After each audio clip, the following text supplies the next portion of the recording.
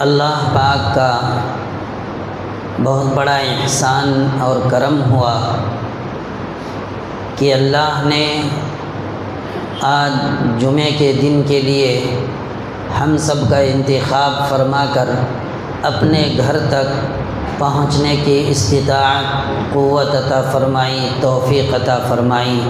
اللہ سے دعا فرمائیں کہ اللہ ہمیشہ یہ توفیق نصیب فرمائے اور ہمارے دوسرے بھائیوں کو بھی اللہ پاک مصروفیات سے بچا کر جمعہ کے دن کی قدردانی کرنے کا موقع فراہم فرمائے۔ میرے دینی بھائیوں، آپ حضرات رسول اللہ صلی اللہ علیہ وسلم کی سیرت سے متعلق اہم باتیں سماعت فرما رہے تھے۔ بات یہ چل رہی تھی کہ کائنات میں سب سے افضل ترین ہستی آپ صلی اللہ علیہ وسلم کی ذات بابرکت ہے، جسے خالق کائنات نے قرآن کریم میں مختلف مقامات پر مختلف صفات سے یاد فرمایا ہے۔ آپ صلی اللہ علیہ وسلم رحمت للعالمین کے ساتھ ساتھ خلق عظیم کے اعلیٰ مرتبے پر فائز تھے۔ خلق عظیم کے بے پایاں کمالات اللہ نے آپ کو عطا فرمائے تھے۔ بس جو شخص چاہتا ہے کہ دنیا میں اور آخرت میں کامیاب ہو، کامران ہو، بامراد ہو، تو وہ شخص آپ صلی اللہ علیہ وسلم کی ذات بابرکت کو اپنے لیے نمونہ عمل بنائے، کیونکہ آپ صلی اللہ علیہ وسلم کی ذات ہر پہلو اور ہر جہت سے کمال کے اعلیٰ سے اعلیٰ مرتبے پر فائز تھے، چاہے وہ اخلاق فردی ہو یا اخلاق اجتماعی ہوں۔ اسی کو قرآن کریم نے کوٹ کیا ہے، لقد کان لکم فی رسول اللہ اسوۃ حسنۃ لمن کان یرجو اللہ والیوم الآخر وذکر اللہ کثیرا، کہ تحقیق کہ تمہارے لیے نبی کریم صلی اللہ علیہ وسلم کی زندگی میں اسوہ حسنہ ہے ہر اس شخص کے لیے جو اللہ اور یوم آخرت کی امید رکھتا ہو اور کثرت سے اللہ تبارک و تعالیٰ کا ذکر کرتا ہو۔ تو خلاصہ یہ کہ جو اللہ اور یوم آخرت کی امید رکھتا ہے وہ دنیا کے اندر بھی کامیاب ہوتا ہے، نبی کریم صلی اللہ علیہ وسلم کے نمونے پر عمل کر کے، اور آخرت کے اندر بھی وہ کامیابی حاصل کرتا ہے۔ اسی لیے اللہ کے نبی کی ہمیں اتباع کرنی چاہیے۔ اللہ کے نبی نے کسی گوشے میں کوئی کمی نہیں چھوڑی، سارے عالم کے لیے آپ علیہ الصلاۃ والسلام کو رحمت بنا کر بھیجا گیا، ذرے ذرے کے لیے رحمت بنایا گیا۔ آسمان سے لے کر زمین تک جتنی مخلوقات ہیں ہر ایک کے لیے ان کی جگہ، ان کے مناسب حال کے اعتبار سے اللہ پاک نے آپ کو رحمت بنا کر بھیجا۔ اسی لیے اگر کوئی مالدار ہے تو نبی کریم صلی اللہ علیہ وسلم آپ کے لیے نمونہ عمل ہیں، کوئی غریب ہے تو ان کے لیے بھی آپ نمونہ عمل ہیں، کوئی یتیم مسکین ہے، کوئی غریب ہے تو آپ علیہ الصلاۃ والسلام کی زندگی میں وہ چیزیں ملتی ہیں کہ آپ نے اس کی کفالت کس طرح فرمائی اور اپنی امت کو کس طرح سے ان کی کفالت کی ذمہ داری سونپی کہ کس طرح ان کی مدد اور ان کی نصرت کرنی چاہیے۔ اسی طرح ایک بیوہ عورت ہے تو آپ علیہ الصلوۃ والسلام نے سب سے پہلی کم عمری کی زندگی میں ایک بیوہ عورت سے نکاح کر کے دنیا کو بتا دیا کہ ایک بیوہ عورت بھی اس قابل ہے کہ اس کے ساتھ نکاح کیا جائے اور معاشرے کے اندر عام عورتوں کی طرح ان کو بھی مقام اور درجہ دیا جائے اور ان کو جینے کا حق دیا جائے۔ یہی وجہ ہے کہ دنیا کے اندر میرے آقا کی مثال، اس جیسی مثال دنیا آج تک پیش نہیں کر سکی ہے اور قیامت تک بھی انشاءاللہ پیش نہیں کر سکتی۔ تو آپ علیہ الصلوۃ والسلام نے ہر ایک کی کفالت کس طرح کرنی چاہیے وہ بھی بتایا، اور ملک عرب کے اندر آزاد اور غلاموں کے درمیان تفریق کی جاتی تھی۔ آپ نے اسے بھی بتایا کہ غلام اس لائق نہیں ہے کہ اس کے ساتھ الگ معاملہ کیا جائے اور آزاد کے ساتھ الگ معاملہ کیا جائے۔ دوستو بزرگوں، آپ صلی اللہ علیہ وسلم کی عزت و قبولیت مکہ مکرمہ میں غالباً سب لوگوں پر فائق تھی۔ آپ علیہ الصلوۃ والسلام سب سے زیادہ معزز سمجھے جاتے تھے اور آپ کو تمام لوگوں پر فوقیت ملی ہوئی تھی۔ آپ علیہ الصلوۃ والسلام کا کوئی دشمن نہیں تھا۔ نبوت سے پہلے کی بات میں بتا رہا ہوں، جب آپ کو نبوت نہیں ملی تھی وہاں پر آپ کا کوئی دشمن نہ تھا۔ آپ علیہ الصلوۃ والسلام سے محبت کرنے والے، آپ علیہ الصلوۃ والسلام کو عزت کی نگاہ سے دیکھنے والوں کی تعداد کم نہیں تھی بلکہ بہت زیادہ تھی۔ آپ علیہ الصلوۃ والسلام کی دانائی، آپ کی خوش اتواری کا پورے ملک عرب میں چرچا تھا۔ آپ علیہ الصلوۃ والسلام امانت اور دیانت کے اعتبار سے شہرت یافتہ تھے، مشہور تھے۔ ہر شخص آپ کی امانت، آپ کی دیانت سے واقف تھا اور متاثر تھے۔ اور آپ علیہ الصلوۃ والسلام کا پیشہ تجارت کا پیشہ تھا، تجارت کو آپ نے پسند فرمایا تھا۔ تجارت بھی کیسی وصولی تجارت، ایسی وصولی تجارت اگر آج بھی کوئی کرتا ہے تو اللہ پاک اس کی تجارت کے اندر برکت عطا فرماتے ہیں۔ نبی کریم صلی اللہ علیہ وسلم کی سنت کو وہ زندہ کیا جانے والا سمجھا جاتا ہے، لیکن آج تجارت کے اندر جو شخص جتنا زیادہ مکاری کرتا ہے، عیاری کرتا ہے اور اسی طریقے سے چوکاشی کرتا ہے، وہ شخص دنیا کے اندر کامیاب سمجھا جاتا ہے۔ جو نبی کریم صلی اللہ علیہ وسلم کی اصول کے مطابق تجارت کرتا ہے اسے کمتر سمجھا جاتا ہے، اس کی تجارت بہت دیر سے کامیاب ہوتی ہے۔ تو تاجر لوگ اچھی طرح یاد رکھیں کہ وصولی زندگی کرنے والا، نبی کریم صلی اللہ علیہ وسلم کی سنت کو زندہ کرنے والا اگر تاجر ہے اور نبی کریم صلی اللہ علیہ وسلم کے اصول کے مطابق تجارت کرتا ہے تو اگرچہ وہ بہت جلد ترقی نہیں کرتا لیکن اللہ پاک اس کی تجارت میں برکت عطا فرماتے ہیں اور نبی کی سنت کو وہ زندہ کرنے والا ہوتا ہے۔ مکار عیار ہمیشہ قرض خواہ بن جاتا ہے، قرضوں کے اندر ڈوبا ہوتا ہے اور بعض دفعہ اسے ایک جگہ سے دوسری جگہ منتقل ہوتے ہوئے بھی دیکھا جا سکتا ہے۔ تو آپ تاجر تھے، پیشے کے اعتبار سے تجارت کر کے امت کو بتا دی کہ تجارت کس طرح کی جاتی ہے۔ نبوت ابھی نہیں ملی ہے، کم عمری کا زمانہ ہے۔ خدیجۃ الکبریٰ رضی اللہ تعالی عنہا ایک بہتر تاجر شخص کی حیثیت سے نمایاں تھے۔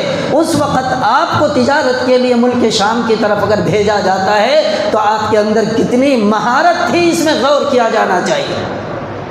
بہرحال اللہ کے نبی ایک تاجر تھے پیشے کے اعتبار سے، اللہ نے آپ کو اس میں برکت عطا فرمائی۔ حضرت خدیجۃ الکبریٰ رضی اللہ تعالی عنہا کے ساتھ شادی کرنے کے بعد آپ نے فارغ البالی کی زندگی گزاری، خوشحالی کی زندگی گزاری۔ اب آپ علیہ الصلوۃ والسلام دیکھیے، آپ کے چچا کنبے میں حضرت ابو طالب آپ کے چچا ہیں، یہ عیالدار تھے، آل اولاد والے تھے، بہت ساری اولادیں تھیں ان کی۔ ایک مرتبہ ملک عرب میں قحط پڑتا ہے، خشک سالی آ جاتی ہے، جس کی وجہ سے لوگ پریشان ہوتے ہیں، اچھے لوگوں کی حالت خراب ہوتی ہے۔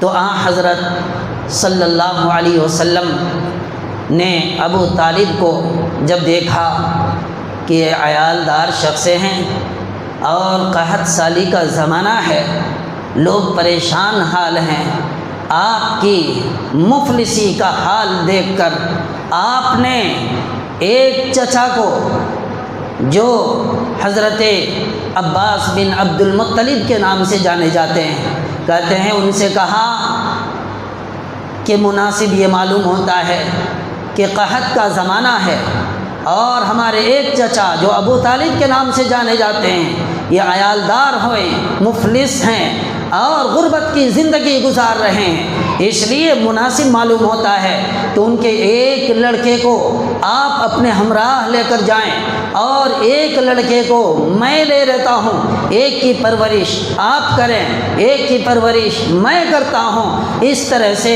ابو طالب کا وزن جو ہے ہلکا ہو جائے گا اور ان کی پریشانیاں ختم ہو جائیں گی، وہ مفلسی کی زندگی، غربت کی زندگی گزارنے سے بچ جائیں گے۔ حضرت عباس بن ابو طالب عبد المطلب یہ جو ہے بہت متاثر ہوئے، نبی کریم صلی اللہ علیہ وسلم کی اس رائے اور مشورے سے بہت متاثر ہوئے اور بہت پسند فرمایا، چنانچہ دونوں مل کر ابو طالب کے گھر گئے، جانے کے بعد ان سے کہا، اپنی خواہش کا اظہار کیا اور ابو طالب نے اس کے جواب میں کہا کہ ٹھیک ہے، عقیل کو تو ہمارے پاس رہنے دو، ان کے علاوہ جو 2 بچے ہیں اگر مناسب سمجھو، تمہاری خواہش ہے تو ان دونوں کو لے کر چلے جاؤ۔ چنانچہ عباس بن عبد المطلب جعفر بن ابو طالب کو لے کر اپنے ہمراہ اپنے گھر چلے گئے اور حضرت علی رضی اللہ تعالی عنہ کو حضرت صلی اللہ علیہ وسلم اپنے ہمراہ لے کر اپنے گھر آئے۔ اس طرح سے ان کی پرورش انہوں نے کی اور ان کی پرورش آپ علیہ الصلاۃ والسلام نے فرمائی۔ یہ اس زمانے کی بات ہے جب کہ خانہ کعبہ کی تعمیر ہوئی تھی، اس زمانے کی بات ہے جب حضرت صلی اللہ علیہ وسلم کی عمر صرف 35 سال تھی اور حضرت علی رضی اللہ تعالیٰ عنہ صرف 5 سال کے تھے۔ تو آپ علیہ الصلاۃ والسلام نے اپنے کنبے کے ایک فرد کی کفالت کس طرح سے فرمائی، یہ قابل غور ہے۔ آج سوشل میڈیا کا زمانہ ہے، لوگ نہیں دیکھتے ہیں رشتہ داری ہے، لوگ نہیں دیکھتے ہیں برادری ہے، لوگ نہیں دیکھتے ہیں کہ عزت دار آدمی ہے، اگر کوئی حاجت اور مفلس بن جاتا ہے، حاجت مند بن جاتا ہے، تو ایسے لوگوں کو ایک تھوڑی سی مقدار جو ہے کہ کفالت کر کے، ان کی مدد کر کے ساری دنیا میں لوگ پھیلا دیتے ہیں اور کہتے ہیں کہ فلاں نے فلاں کی مدد کی ہے، اور معاشرے میں ایک حساب سے ان کو رسوا بھی کیا جاتا ہے۔ ظاہر سی بات ہے، ایک آدمی کا نام، ایک آدمی کی تصویر کسی میڈیا پر اگر نشر ہو رہا ہے اس بات کو لے کر کہ ان کی مدد کی گئی ہے، جب وہ خود دیکھیں گے اس چیز کو تو عاریت محسوس کریں گے، یہ فطری بات ہے، اپنے آپ کو کمزور سمجھیں گے۔ بہرحال دوستو، میرے آقا نے کس طرح کفالت کی کہ مسئلہ بھی حل ہو گیا اور اس کا چرچا بھی نہیں ہوا، لیکن تاریخ نے اسے نوٹ کیا ہے اور ایک درس و سبق اور عبرت کے نقطۂ نگاہ سے دیکھ کر عام لوگوں کے لیے فائدے کے لیے اس چیز کو اجاگر کیا گیا ہے کہ میرے آقا نے اپنے برادری میں کس طرح کفالت فرمائی، پڑوس کی کس طرح کفالت فرمائی، کوئی یتیم ہے تو اس کو کس نگاہ سے دیکھا، کوئی اگر بیوہ ہے تو اس کی کس طرح سے آپ نے پرورش فرمائی۔ اللہ ہمیں بھی توفیق نصیب فرمائے۔ اسی طریقے سے حضرت زید بن حارثہ رضی اللہ تعالیٰ عنہ آپ کے بارے میں مشہور ہیں کہ آپ غلام تھے۔ واقعہ اس طرح سے ہے کہ ملک عرب کے صحرا میں ایک بوڑھی عورت اپنے 8 سالہ بچے کو لے کر بچے کے نانحال یعنی اپنے میکے وہ جا رہی ہے۔ راہزنوں کا زمانہ ہے، لوگ راستے میں لوٹ لیا کرتے تھے۔ بدقسمتی سے اس بوڑھی عورت کو بھی راہزنوں نے لوٹ لیا، سارا مال و اسباب لوٹ لینے کے بعد یہ 8 سالہ بچہ تھا، اسے بھی اٹھا کر لے گئے۔ اور ملک عرب میں ایک بازار عکاظ کے نام سے بہت مشہور بازار ہے، وہاں جا کر اس بچے کو فروخت کرنے کے لیے رکھ دیا گیا۔ الغرض اس درمیان خدیجۃ الکبریٰ نے اپنے بھتیجے سے کہا، کیا کہا کہ ایک عربی النسل سمجھدار غلام کو خرید کر لاؤ۔ اس زمانے کے اندر غلاموں کی خریداری ہوتی تھی، لوگ خرید لیتے تھے، فروخت بھی کرتے تھے۔ بہرحال حضرت حکیم بن حزام گئے عکاظ کے بازار میں تو دیکھا کہ ایک بچہ ہے، وہاں سے خرید لیا اور لا کر اپنی پھوپھی حضرت خدیجۃ الکبریٰ رضی اللہ تعالی عنہا کے حوالے کر دیا۔ کچھ دن تک آپ ہی کے پاس وہ رہے۔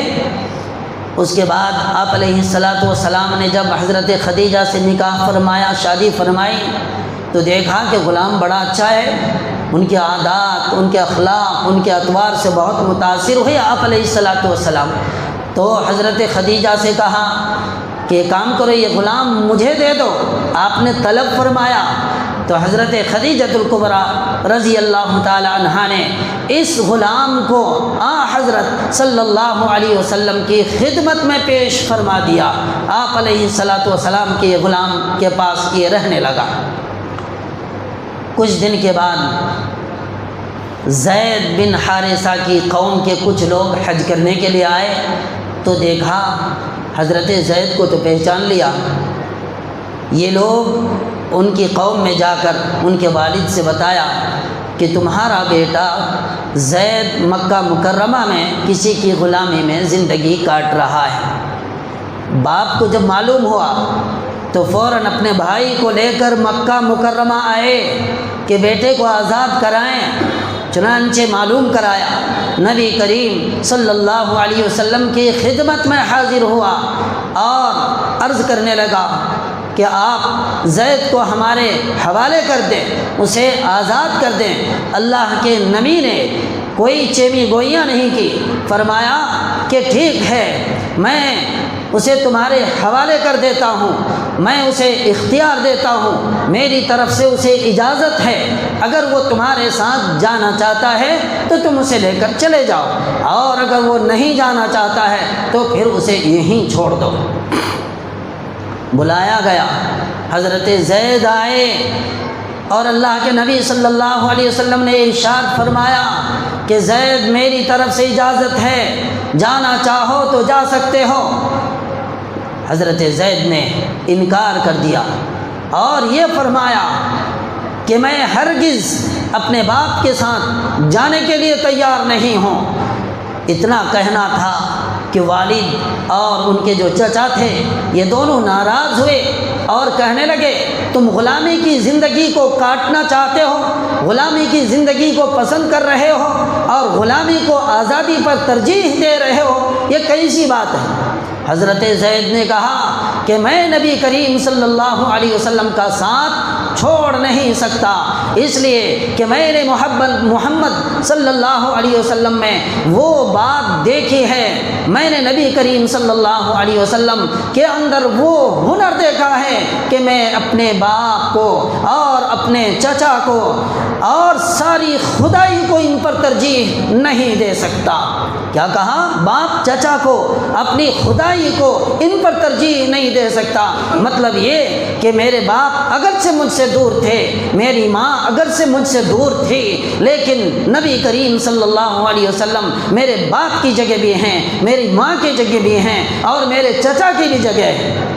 اتنا سننا تھا کہ نبی کریم صلی اللہ علیہ وسلم وہاں سے اٹھے اور حضرت زید کو اپنے ہمراہ لے کر کعبۃ اللہ کے اندر گئے اور کھڑے ہو کر لوگوں کو مخاطب فرما کر اعلان فرمایا کہ اے لوگوں، یاد رکھو آج سے میں حضرت زید کو اپنا بیٹا بنا کر اسے آزاد کرتا ہوں، اس کے بعد زید میرا بیٹا ہوگا اور وہ میرا وارث بنے گا، اسی طرح میں ان کا باپ بنوں گا اور میں ان کا وارث بنوں گا۔ اتنا کہنا تھا کہ باپ اور چچا دونوں جو بیٹھے ہوئے تھے خوش ہو گئے، شاداں اور فرحاں اپنے فرزند حضرت زید کو نبی کریم صلی اللہ علیہ وسلم کے پاس چھوڑ کر چلے گئے۔ اب دیکھیے، میں کہنا یہ چاہتا ہوں کہ نبی کریم صلی اللہ علیہ وسلم کو ابھی نبوت نہیں ملی ہے، نبوت سے پہلے کا زمانہ ہے۔ ایک غلام آپ کے پاس ہوتا ہے، اس غلام سے آپ اتنی محبت کرتے ہیں، آپ کی محبت سے وہ اتنا متاثر ہوتا ہے کہ اپنے باپ کو چھوڑنے کے لیے تیار، اپنی ماں کو چھوڑنے کے لیے تیار، اپنے چچا کو اور سارے کنبہ کو چھوڑنے کے لیے تیار، اور یہ کہتا ہے کہ میں نبی کریم صلی اللہ علیہ وسلم کو ہرگز چھوڑ نہیں سکتا۔ تو کتنا پیار آپ نے دیا ہوگا، کتنی محبتیں آپ نے دی ہوگی۔ تو میرے محترم بزرگ اور دوستو، رسول اللہ صلی اللہ علیہ وسلم نے غلام اور آزاد کے درمیان تفریق نہیں کیا، حالانکہ آزاد لوگ غلاموں کے اوپر ظلم بھی کرتے، غلام کو جس طرح چاہتے استعمال بھی کرتے، لیکن میرے آقا کے پاس جو غلام ہے وہ چھوڑ کر جانا نہیں چاہتا۔ کیا ہنر تھی آپ کے اندر، اللہ نے وہ کون سے صفات آپ میں رکھے تھے کہ ہر آدمی جو ہے آپ علیہ السلام سے متاثر ہو کر آپ کے اوپر ایمان بھی لاتا اور آپ کی خدمت بھی کرتا۔ یہ زید بن حارثہ رضی اللہ تعالی عنہ تھے جو نبی کریم صلی اللہ علیہ وسلم کی خدمت میں رہ کر شفقتوں اور محبتوں کے ماحول میں پروان چڑھے تھے۔ میرے محترم بزرگ اور دوستو، اسی لیے فرمایا کہ تمہارے لیے بھی اللہ کے نبی صلی اللہ علیہ وسلم کی زندگی میں نمونہ عمل ہے۔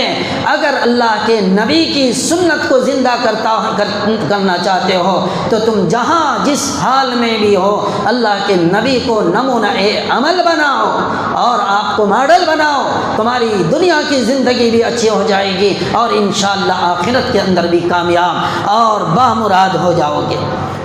اللہ کے نبی صلی اللہ علیہ وسلم کی عمر 32 یا 33 سال کے درمیان کی ہے۔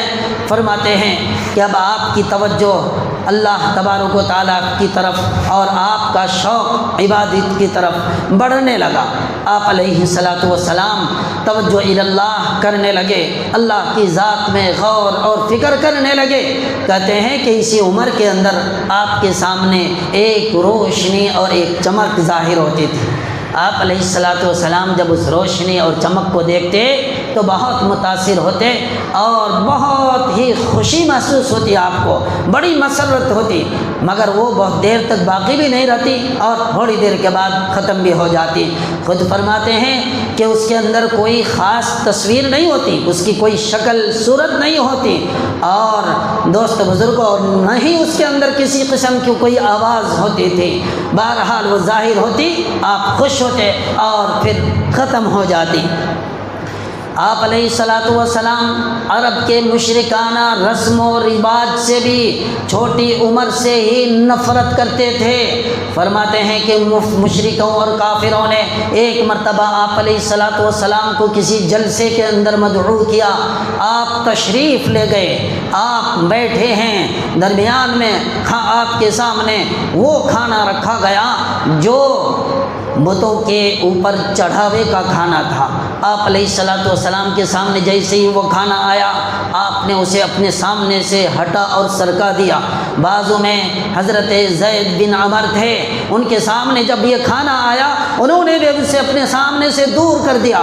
آپ نے بھی نہیں نوش فرمایا اور صحابی رسول نے بھی نوش نہیں فرمایا۔ مطلب کیا ہے؟ آج لوگ دوستی اپنے ملک کے اندر دوستی بڑھانا چاہتے ہیں۔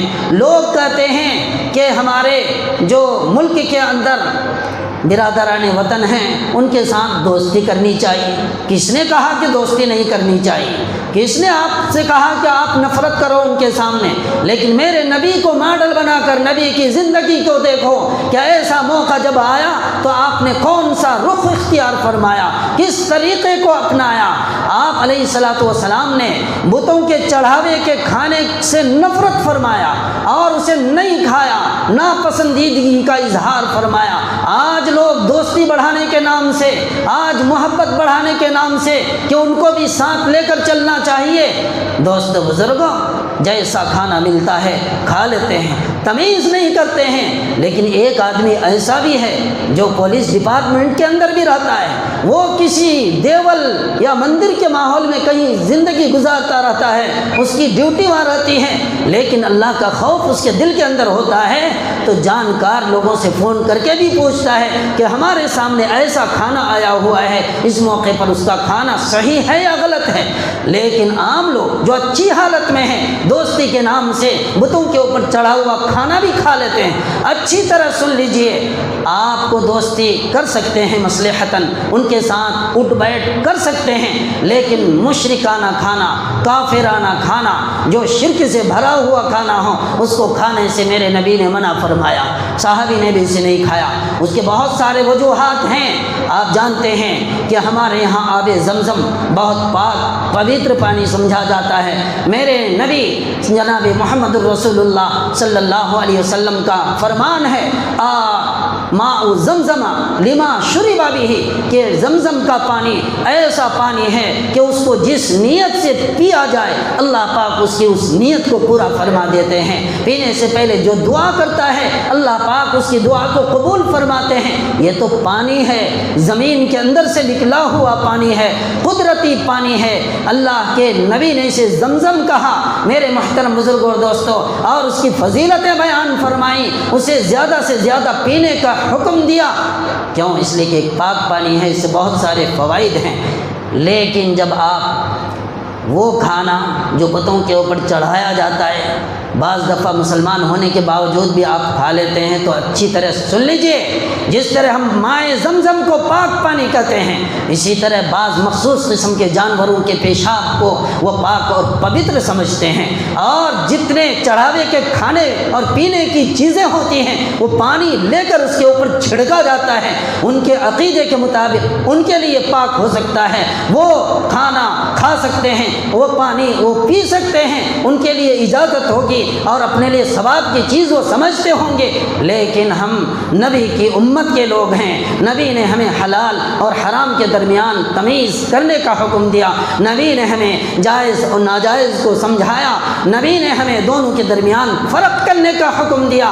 فرمایا دوستی مصلحتاً کر سکتے ہو، لیکن حرام کھانا کھا کر دوستی کرنے کی اجازت نہیں، دوستی کو فروغ دینے کی اجازت نہیں۔ اسے اچھی طرح یاد کر لیجئے، سمجھ لیجئے، اس واقعے کو اپنے سامنے رکھیے کہ نبی نے ایسے کھانے سے اپنے آپ کو بچایا ہے۔ تو شرک سے بھی آپ بچتے رہے، شرک بھی سے بھی آپ مجتنب رہے، ہمیشہ محفوظ رہے۔ اللہ نے آپ کی حفاظت فرمائی، اور اس طرح کے چڑھاوے کے کھانے سے بھی اللہ نے آپ کی حفاظت فرمائی۔ اس لیے آج لوگ سمجھتے ہیں کہ ایک وقت کا کھانا ہی تو ہے، کھا لیں گے، لیکن ان کو یاد رکھنا چاہیے کہ سب سے پہلے غور کرنا چاہیے کہ یہ حلال ہے یا حرام ہے، ہماری شریعت اس سلسلے میں کیا حکم دیتی ہے، ہماری شریعت اجازت دیتی ہے یا نہیں دیتی ہے۔ تو بہرحال اللہ کے نبی صلی اللہ علیہ وسلم ان چیزوں سے اپنے آپ کو بچاتے رہے۔ جو ہی آپ علیہ الصلاۃ والسلام کی عمر 40 سال کے قریب ہوتی گئی، آپ علیہ الصلاۃ والسلام کا شوق عبادت بڑھتا گیا، خلوت نشینی کی طرف آپ بڑھتے رہے۔ چنانچہ کتابوں کے اندر لکھا ہے کہ آپ علیہ الصلاۃ والسلام غار حرا تشریف لے جاتے اور کھانے پینے کی چیزیں اپنے ساتھ اکٹھا کر لیتے، کچھ ستو رکھ لیتے، پانی کا کین رکھ لیتے اور جاتے۔ جب تک وہ رہتا آپ اسی غار کے اندر رب کی عبادت میں مصروف رہتے، آپ اللہ کی تحمید کرتے، تقدیس بیان کرتے اور اللہ کی معرفت کے سلسلے میں غور غور اور فکر کرتے، ستو اور پانی ختم ہوتا، پھر دوبارہ آپ علیہ الصلوۃ والسلام گھر تشریف لاتے، پھر لے کر جاتے، اسی طرح زندگی گزارتے رہے۔ ابھی نبوت نہیں ملی ہے۔ نبوت سے پہلے کی یہ ساری باتیں ہیں کہ اللہ کے نبی صلی اللہ علیہ وسلم اللہ کی عبادت میں، اللہ کی یاد میں، اللہ کے ذکر و تسبیح میں مصروف رہتے ہیں۔ لکھا ہے کہ یہ 7 سال بہت اہم سال آپ کے گزرے ہیں۔ 40 سال تک 33 یا 32 یا 33 سال کی عمر سے یہ سلسلہ شروع ہوتا ہے اور 40 سال تک یہ 7 سال بڑے اہم ہیں۔ فرماتے ہیں کہ آپ علیہ الصلوۃ والسلام کو غار حرا ہی کے اندر رؤیائے صادقہ ہوا کرتا۔ کل کا دن جو واقعہ پیش آنے والا ہوتا، آپ علیہ الصلوۃ والسلام کو اس واقعے سے رات ہی کو رؤیائے صادقہ کے ذریعے باخبر کر دیا جاتا کہ کل آپ کے ساتھ یہ واقعہ پیش آنے والا ہے۔ بہرحال آپ علیہ الصلوۃ والسلام اس طرح مجاہدہ کرتے رہے، اللہ کے عبادت میں مصروف رہے اور 40 سال کی عمر آپ کی مکمل ہوتی ہے۔ اس کے بعد آپ علیہ الصلوۃ والسلام کو اللہ پاک نبوت سے مالا مال فرماتے ہیں۔ پھر اس کے بعد کس طرح آپ نے جو ہے اپنے رب کے حکم کو لوگوں تک پہنچایا، کس طرح جو ہے آپ نے اپنی نبوت کا اعلان فرمایا اور دین کے دعوت کا کیا طریقہ ہوتا ہے، ساری چیزیں آپ نے بتائیں۔ اللہ سے دعا فرمائیں کہ اللہ پاک نبی کریم صلی اللہ علیہ وسلم کی سیرت کو اپنانے اور آپ کی زندگی کو نمونۂ عمل بنانے کی توفیق نصیب فرمائے۔